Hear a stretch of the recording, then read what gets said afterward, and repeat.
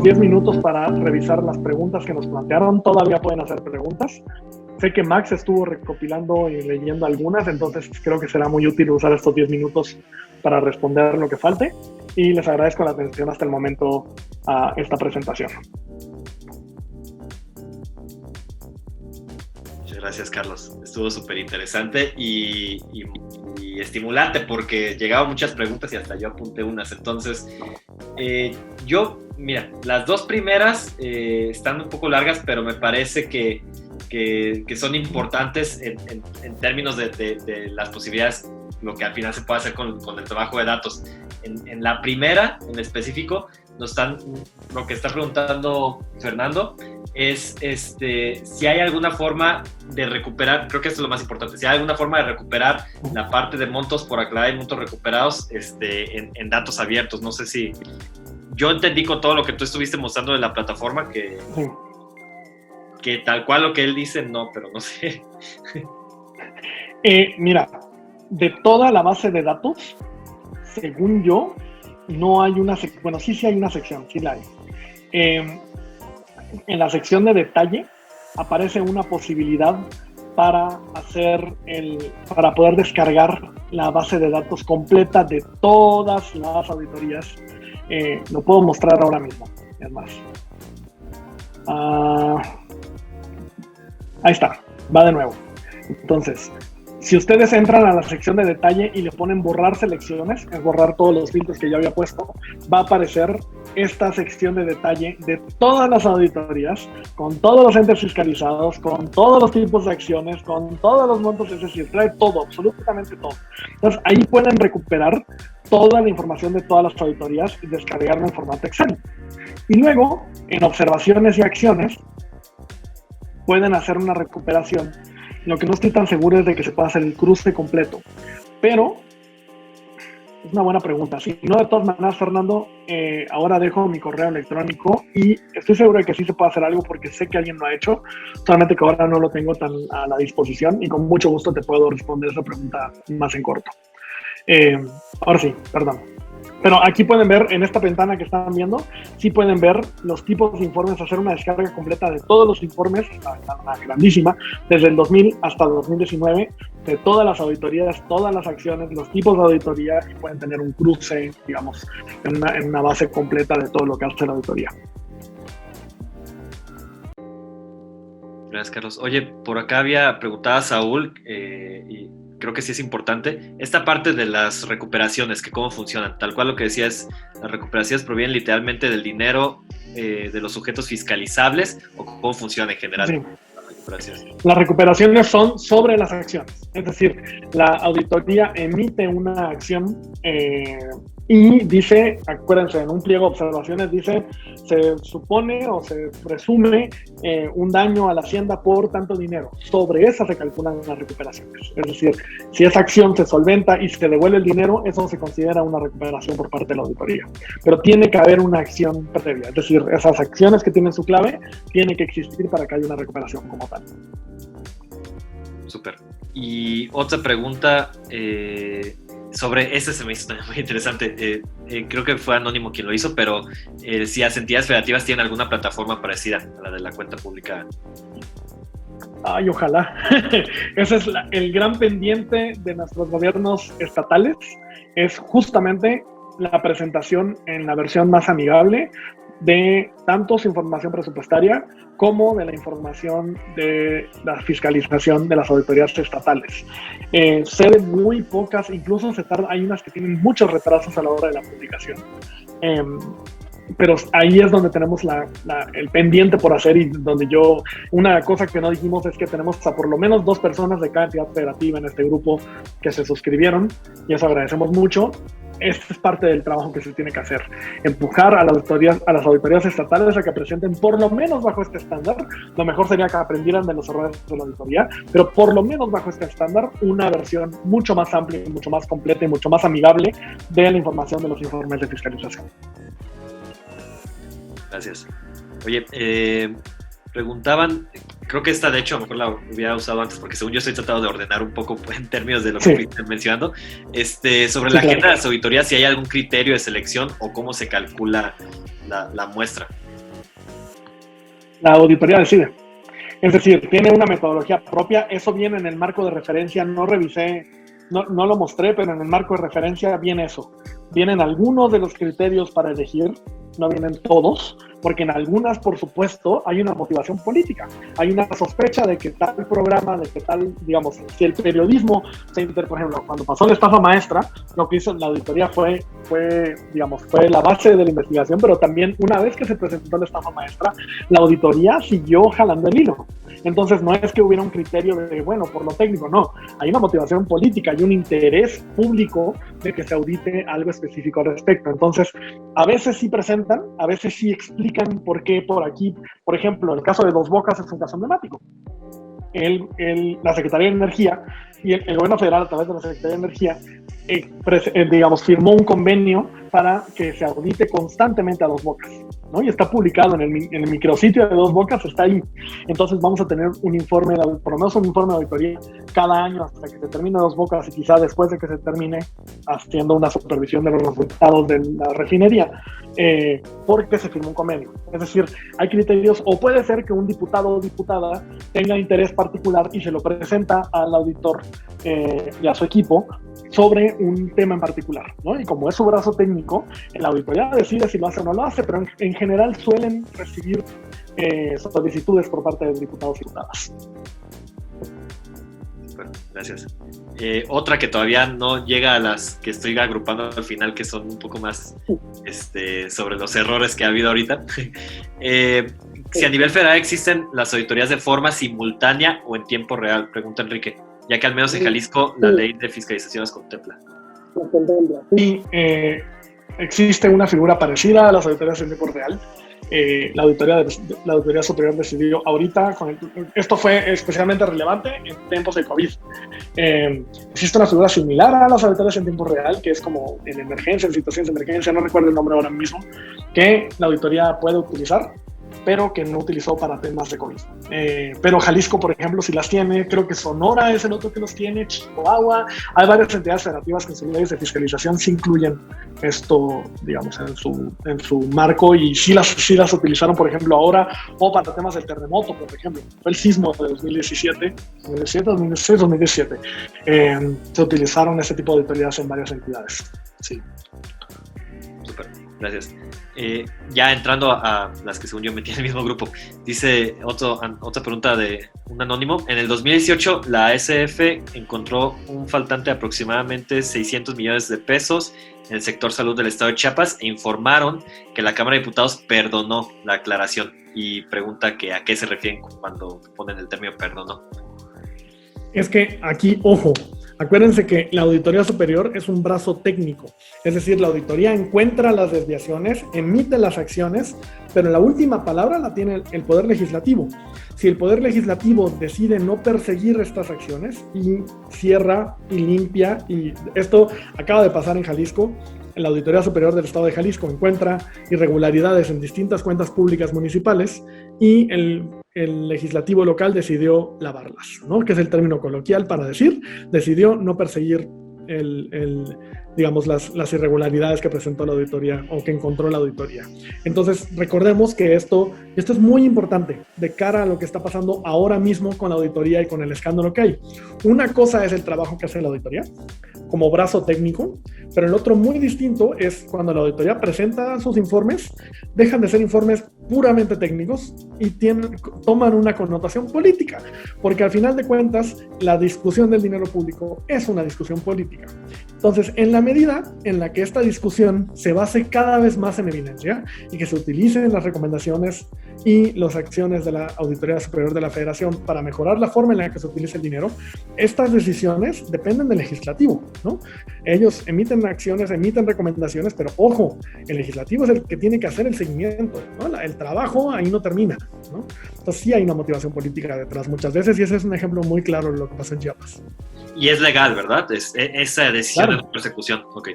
Claro, es legal porque digamos, ese cierre del ciclo está en nuestros... Por eso es tan importante el Poder Legislativo. Porque el Poder Legislativo nació en nuestro modelo democrático y de separación de poderes. El Poder Legislativo, su función número 1 es la función del dinero público.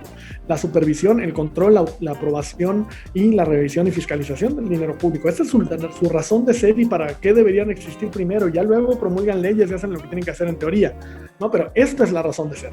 Si esto no lo hacen bien nuestros diputados y nuestros diputados, pues ya no están haciendo nada bien, ¿no? Esta es la base de su trabajo, digamos. Super, gracias.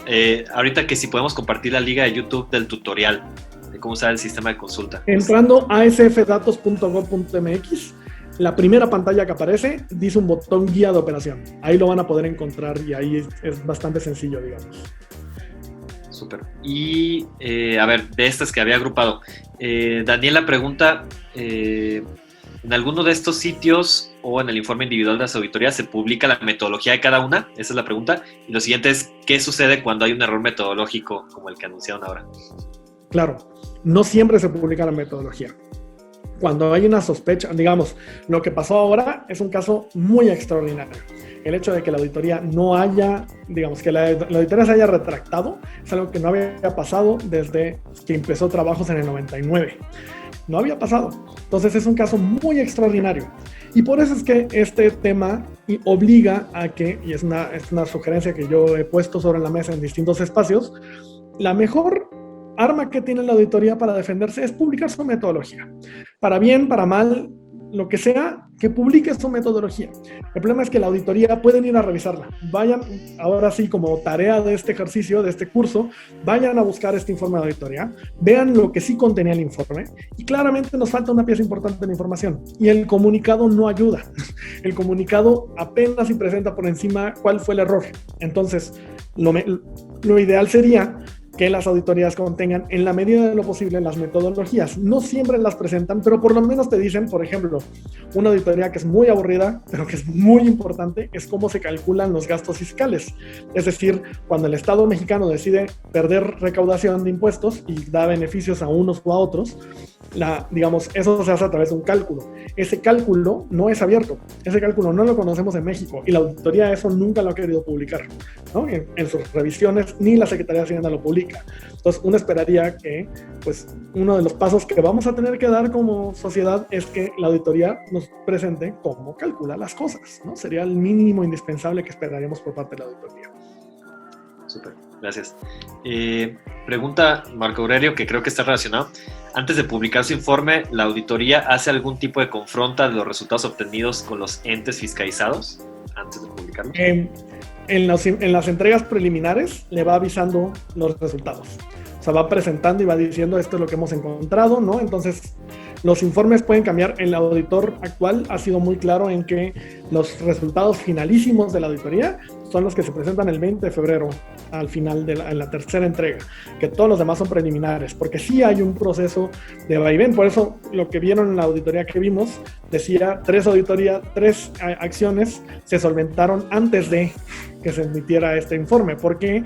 Porque el auditor está en la oficina de estas personas y le dice, oye, no encuentro tal factura. Antes de sentarme a escribir, pues si llegan y dicen, ay, aquí está la factura, aquí está, no tienes que poner nada, entonces ya se solventó. Entonces sí hay un proceso, pero además, ojo, a la auditoría la auditan. Esa es una pregunta que he visto mucho en redes sociales, ¿de quién audita la auditoría? Pues a la auditoría la auditan. Tiene una auditoría, una parte política que es pues, los diputados y diputadas que tienen el trabajo político de revisar el trabajo, pero también hay una unidad de evaluación de la auditoría que forma parte del Poder Legislativo, a la que se le paga mucho dinero, por cierto, y es una unidad que tiene que hacer el segundo paso de verificación de los resultados. Es decir, los resultados de la auditoría son sujetos a que alguien los revise y que confirme que se está haciendo bien o mal la cosa, ¿no? Entonces, no es que la auditoría sea el último juez, ¿no?, de todo esto, sino que hay un proceso que la auditoría tiene que cumplir de verificación de la información que está presentando. Oye, pregunta mía, ¿qué tan grande es el personal qué tan grande es la auditoría? La Auditoría Superior de la Federación, enorme. enorme, tan grande es que le hicieron un edificio en el Ajusco para tratar de llevarse a toda la gente, pero aún así mantuvieron su sede en la del Valle. Es un edificio brutal, son muchas personas, son equipos muy grandes. Esto lo pueden consultar en la página de la auditoría, viene cuántas personas hay. Ahí tienen un directorio y tienen, pero es un equipo grande, estamos hablando de varias centenas de personas en vez que miles de personas. Un equipo considerablemente grande, un edificio de 14 pisos, 12 pisos en el Ajusco, más la gente que trabaja en otras oficinas, más, o sea, están repartidos por el país, es decir, sí es un equipo grande. La auditoría es una entidad que nos cuesta, pero que nos cuesta es una inversión, digamos, es una inversión a futuro como democracia, y por eso es que es importante el trabajo que realiza, y digamos, la institución de la auditoría es importante en el proceso presupuestario. Oye, y creo que relacionado con lo que estabas diciendo ahorita antes de mi pregunta David, si la auditoría tiene obligaciones de transparencia o alguna institución que cheque sus actividades. Creo que eso ya mencionabas, más bien la parte de transparencia. Sí, sí tiene, digamos, forma parte del Sistema Nacional de Transparencia, y además la auditoría presenta mucha de la información, digamos, de manera proactiva. Entonces, por eso es que todo lo que les estoy presentando yo ahora es todo lo que la auditoría presenta de manera proactiva en su programa anual de actividades, en sus informes generales. Es decir, hay bastante información al respecto, pero igual son sujetos de... Hay temas que sí están reservados, estoy casi seguro, pero en general se puede saber mucho sobre el trabajo de la auditoría vía transparencia. Súper. Una pregunta de Fernando. Ya llegó trabajo, pero bueno, a ver. Pregunta, ¿puede la auditoría realizar malas auditorías? Que imagino que dirás que sí, pero entonces puede reportar que auditó grandes montos, pero en realidad se hace una revisión superficial y se emiten acciones débiles o bien fácilmente rebatibles por las personas, empresas, instituciones auditadas. Por eso es que esto es un escándalo, porque no suele pasar. Y porque además la auditoría es extremadamente cuidadosa en la presentación de sus resultados. Es decir, esto no solo pasa, a ver, lo he dicho en varios espacios, esto no es una tarea que se presenta antes de medianoche. Esto es un trabajo de meses de la auditoría que pasa por muchas personas. Así que el error que acabamos de ver no es un error común, no es una cosa que pase todos los días, y por eso es que es tan grave, porque además es un problema de credibilidad y se está volviendo un discurso y un debate sobre credibilidad de una autoridad, de una institución que no deberíamos dudar de su credibilidad. Y por eso es que en la medida en la que la auditoría transparente sus metodologías, transparente sus procesos, va a ser en la medida en que recupere la credibilidad. En la crisis de credibilidad en la que está metida ahora está justamente atravesada por eso. Entonces sí, es un caso extraordinario. Esto no nos había pasado, es la primera vez que la auditoría se retracta en algo, y pues tiene implicaciones importantes. Súper importantes. Ya para acabar, perdona que nos estamos extendiendo, pero pues igual está interesantes. Mira, pregunta Rigel, ¿cómo puede consultar al revés? Dice, es decir, saber todas las instituciones que resultado de una auditoría derivaron de una acción del tipo aclaración. Según yo, con los filtros es posible, y si no, en el informe de seguimiento que presenta la auditoría una vez cada 6 meses al Congreso de la Unión. Pero es un documento de PDF. Seguimiento es la pata de la que cojea la auditoría, y por eso es que hay una auditoría especial ahora, porque sí ha sido una batalla muy dura tratar de dar seguimiento. Una cosa es que la auditoría diga que se tienen que hacer cosas, y otra cosa es que pasen esas cosas. De esa es la pata de la que cojeaba la auditoría.